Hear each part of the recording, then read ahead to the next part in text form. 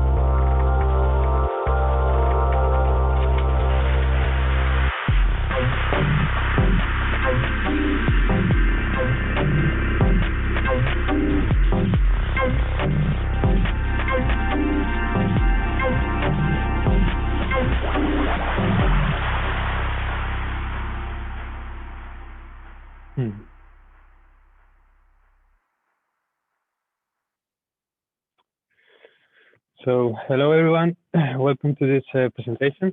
My name is Jose Sabater. I work at Scania in Sweden, but I'm actually from Spain. But just like time has brought me here, and I have been working at Scania for some years now. The video you just saw is from one of our factories that was inaugurated some years back, our press shop in Sweden, and it is one of our most automated factories. But I have to say that in our large amount of factories we have all around the world, it is one of the most modern ones. So today I will be talking a little bit about how we work with Smart Factory at Scania. And my role in Scania is mostly to work with smart factory operations, where we deal with the introduction of Industry 4.0, and we try to lead the digital transformation. My unit works in Scania globally, and we collaborate very closely to other brands in the Volkswagen group. Scania belongs to the Volkswagen group, so we have a pool of around 300,000 employees that collaborate in smart industry. I will be talking a little bit about what Scania is and how we deal with Smart Factory at Scania. And then the idea of this presentation is to be a bit more hands-on, close to what some of the projects are doing. I will walk you through 3 different projects: human-robot collaboration, that will be maybe the early phases of introduction in our company. There's a lot of resistance. We'll look into remote guidance, or it's a combination of virtual, augmented reality, and some type of remote guidance. And finally, we will talk a little bit about the Internet of Things and how we're dealing with it. It's only a selection of 3 cases of many of the things we're doing. But let's go straight into it. If you have any questions, just type in the chat. I will try to read them at the end of the presentation. So for those of you who do not know what Scania is, we manufacture mostly trucks and buses, but we also produce engines for marine vehicles or energy industry and so on. And of course, with the whole transformation of the automotive industry into electrified vehicles, we are moving from more traditional Scania trucks. This is a beautiful truck in the north of Sweden in the winter season. Maybe many of you that are from southern part of Europe are not so familiar with this type of environment. But the Scania is also producing next generation vehicles that aim to be autonomous, aim to be electrified, and and will hopefully keep leading the market in this area. We have global presence, and we have factories all over Europe and Latin America in particular, but also Asia. But today we will not focus on our products. We will focus mostly on how we're dealing with the challenges we have today. Among others, we can look at them on the right side, and these are many of the ones that my unit deals with. We globally try to create competence in the areas of digitalization, Industry 4.0, automation, and among other future connectivity, so that we can benefit from this and improve our operations day by day. We are centrally ubicated, or we are sitting in a central unit in Sweden, but we work very closely with all of our units, and we are constantly receiving input and feedback from them. And you will see some of this in the next slides.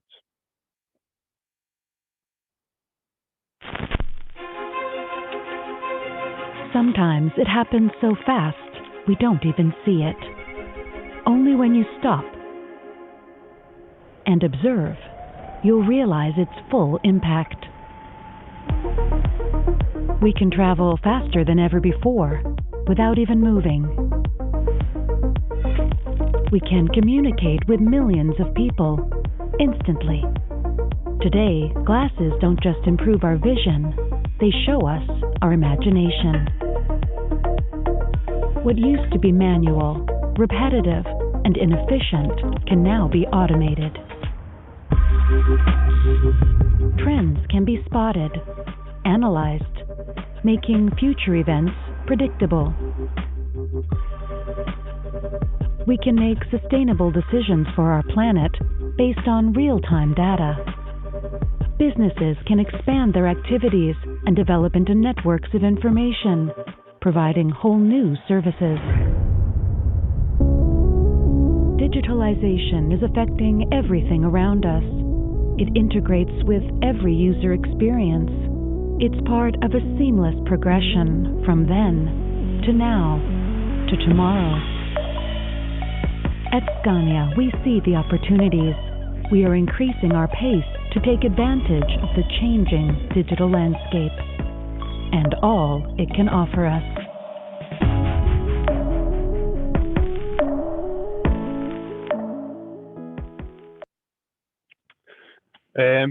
Some years back,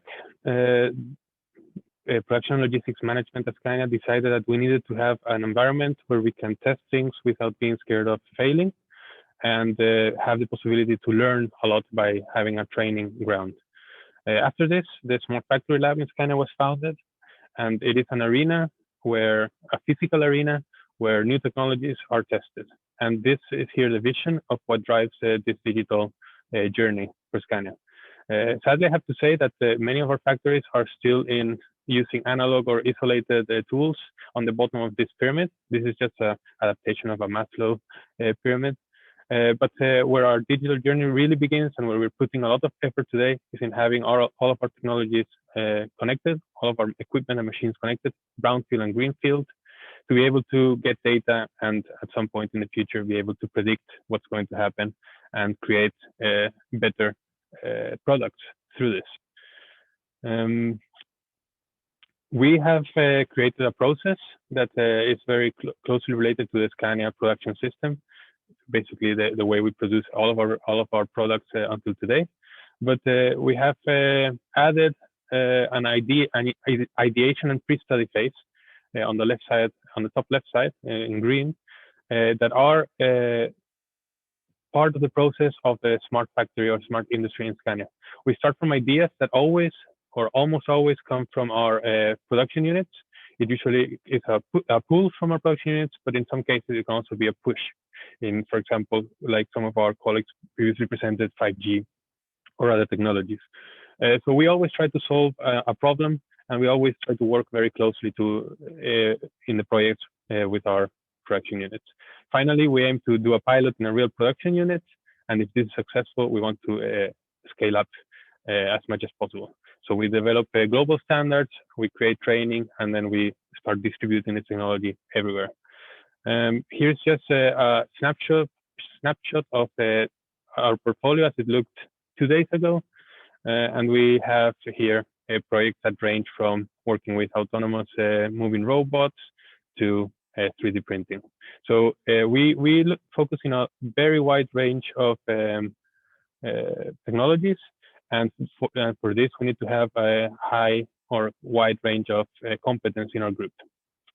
As mentioned by Alex, a previous speaker, not one single person can have all of this competence.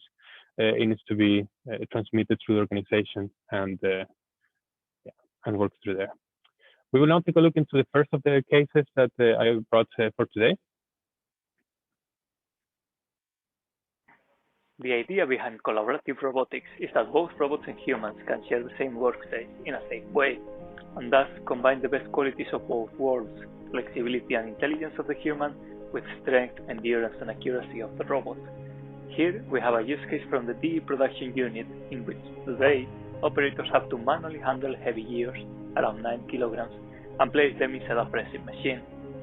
The poor ergonomics of the station result in frequent injuries and the need to rotate operators often. The solution that we have proposed is to have a collaborative robot handling the gear for the operator by picking and placing it on the machine, while the operator focuses on the smaller pre-assembly tasks, which require more flexibility.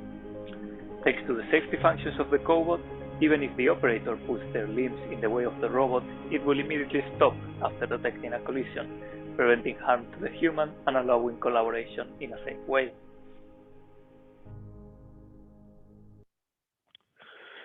Many of you maybe are familiar with this type of robots or have even worked with them very closely. However, we are very strict with safety for all our employees, and therefore in Scania we are still quite slow in adapting this technology.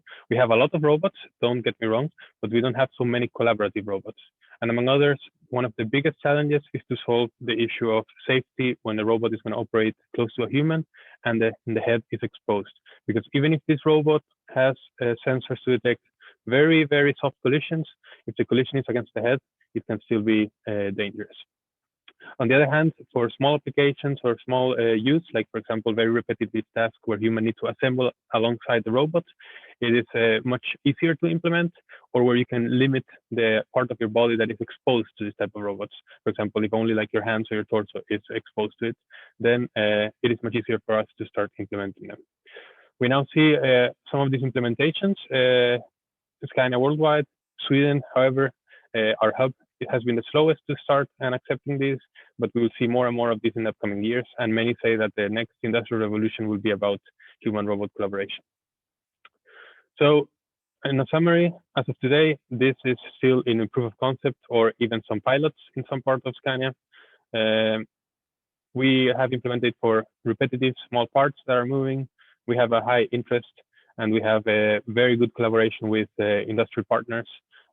You saw only one example of a brand that provides one robot here, but we work with, we are brand agnostic, so to say. So we collaborate and work with anyone that is willing to research in this area and test. The next topic is about remote guidance, and this is only a title, but we at Scania are working a lot with how can we support preparation, how can we support assembly, how can we support manufacturing with new technology. And in this case, it can be with many different ways. But today we will look a little bit into smart glasses and into light guidance, and maybe virtual reality. Maybe many of you are more familiar with it, so we will leave for another day, or if you want to have another presentation by us from the Smart Factory in Scania.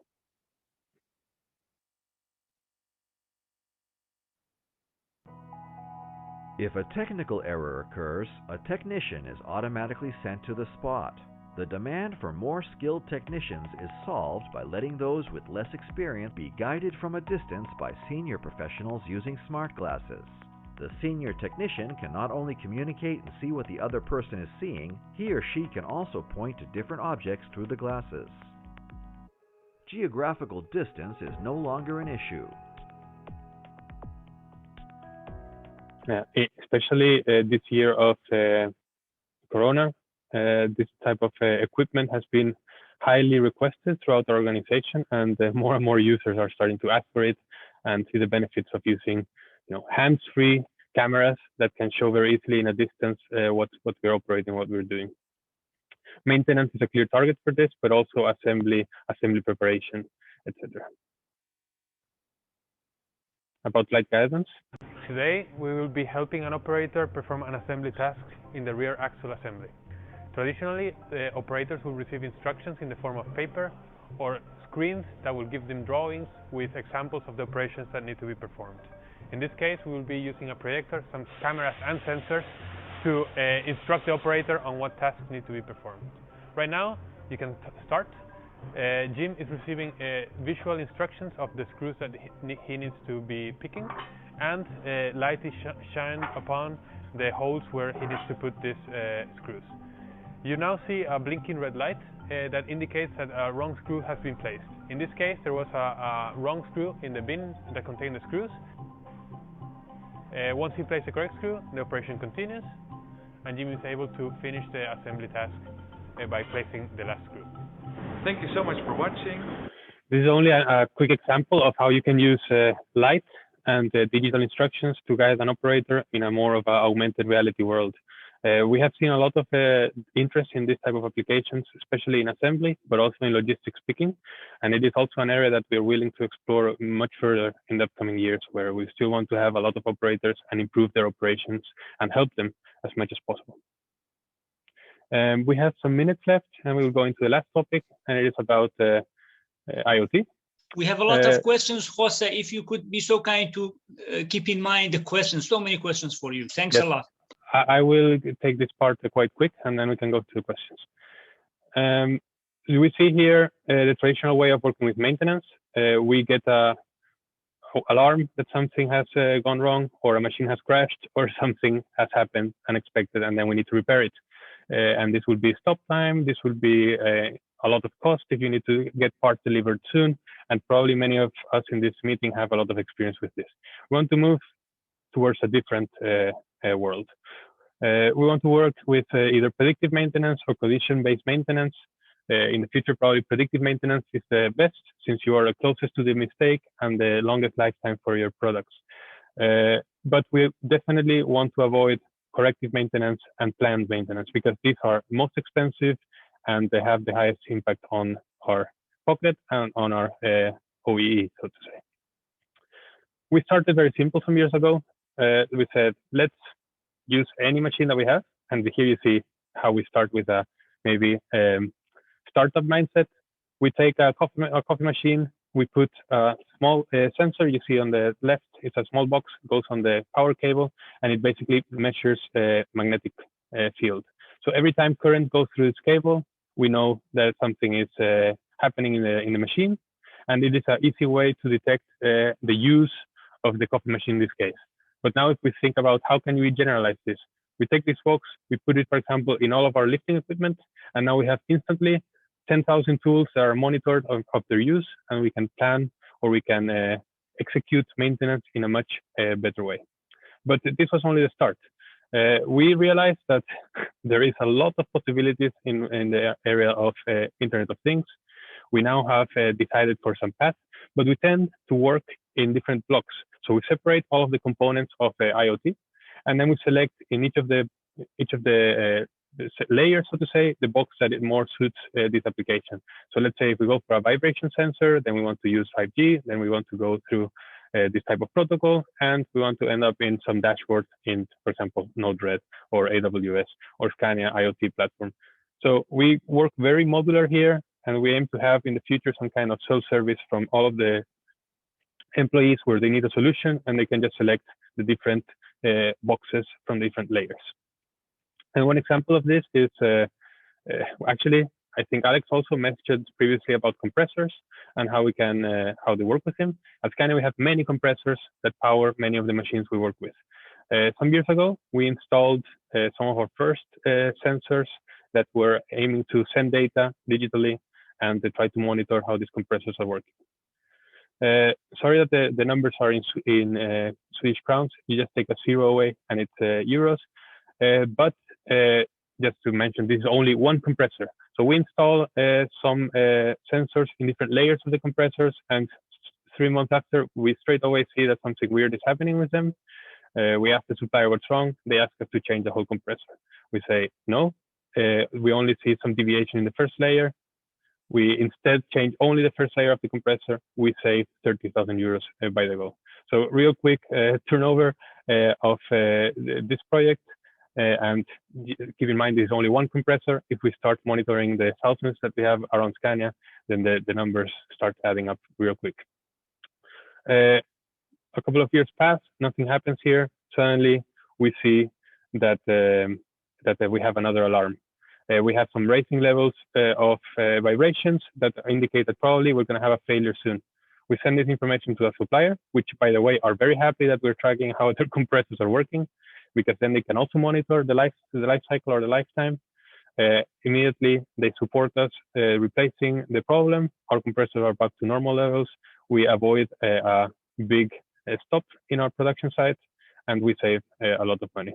In this case, 100,000 euros just by saving one compressor time. Thanks, But we will go straight away into questions. This is my last slide. We have now seen that maybe as the last findings, that some of our compressors have been running for many, many more hours than what they were initially bought for. And all of this is because of how we can now monitor their lifetime, we can monitor their performance, and then we can really understand their workings. We have a very strong maintenance department at Scania, and having this information supporting their decisions is key for us nowadays. So this was a brief walkthrough through some of the projects we're working with. As mentioned at the start, we have a very wide umbrella of projects. These are only 3 of them, and I would be very happy to answer questions now. Thanks a lot. Thank you so much. Thank you so much for amazing presentation. Now, the most important part of it, the interactivity and the questions. So if you can have a look at the chat area where the questions are. Yes. So we can go from down up, from Paolo Bartolacci, from Myret Technimont. You see the last question topic, control the controller. How do you check correct functionalities of sensors? What is their life cycle period? Yeah, I didn't see the question yet, but you click the chat and you go totally down. And it's the last one. Okay, yes. Control the controller. How do you check correct functionalities of sensors? What is their life cycle period? So this is very difficult to answer because it depends from case to case, and it depends from what you're monitoring. So we would say that we will have our process experts for different areas, our application where we implement the sensor, and these people will work very closely together with the ones that are building the algorithms or the systems to support the sensor data logging. So I would say that all in all, you need a close collaboration between process experts and sensoric experts. I would say their lifetime should be at least as long as the lifetime of the machine, or if the battery, for example, dies earlier than that, then the lifetime of this battery should be coordinated with the planned maintenance or planned changes in the machine. Thanks a lot. The next question from Silvia Garcia. Does Scania have their own IT development group, or is partnering with some company for the remote guidance solutions? Both. We have a strong IT organization that supports us with many projects, but we also try to look for on-the-shelf solutions and partners that can help us with specific applications that we need. The glasses that you saw are a third party, but some of the other solutions that we have, for example, this light guidance is also collaboration inside. It's like an open box that you can program it the way you want. Yes, thanks a lot. Another question from Paolo. Are employees able to keep the space with digital evolution? How do you train them culturally and technically? This is a good question, and there is different levels of our digital transformation. Of course, white collar workers and blue collar workers will interact with these solutions in different ways. So we try to adapt our transformation or competence transformation to the different layers.